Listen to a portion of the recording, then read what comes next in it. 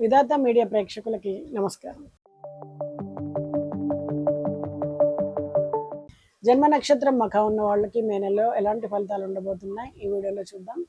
మఖ నక్షత్రం వాళ్ళు గౌరవం, బాధ్యత, నిర్ణయాలు కీలకంగా ఉండేటువంటి కాలం. మీరు తీసుకునే నిర్ణయాలు భవిష్యత్తులో మీ స్థాయిని నిర్ణయించేలా ఉంటాయి. ఉద్యోగంలో మీ పనితనం వెలుగులోకి వస్తుంది. మీకు నాయకత్వ పాత్రలు ఇవ్వబడే అవకాశం ఉంది. కొంతమందికి ప్రమోషన్ కానీ, ప్రత్యేక గుర్తింపు కానీ, ఇవన్నీ మీ స్థాయిని నిలబెట్టుకోవడానికి మీకు లభిస్తాయి. కృషి చేయాల్సి ఉంటుంది. వ్యాపారస్తులకి ఈ నెలలో ఎదుగుదల బాగా కనిపిస్తుంది. కొత్త కాంట్రాక్టులు కానీ, ప్రభావశీల వ్యక్తులతో పరిచయాలు కానీ కలుగుతాయి. పెద్ద పెట్టుబడులు పెట్టేటప్పుడు జాగ్రత్త అవసరం. అలాగే అహంకారం, గర్వం వల్ల సంబంధాలు దెబ్బతినే అవకాశం ఉంది.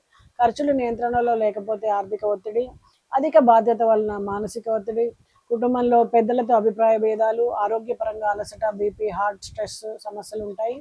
అయితే ఇంట్లో ప్రధాన పాత్ర మీదే అవుతుంది. మీ నిర్ణయాలకు అందరూ గౌరవించే అవకాశం ఉంది. కొన్నిసార్లు మీ గర్వం వలన ఇతరులకు దూరం అయ్యే ప్రమాదం ఉంది. కొంచెం వినయంగా ఉండండి. శరీరానికి విశ్రాంతి చాలా ముఖ్యం. ఒత్తిడి తగ్గించుకోండి. హృదయానికి సంబంధించినటువంటి సమస్యలు, బీపీ పైన జాగ్రత్త అవసరం.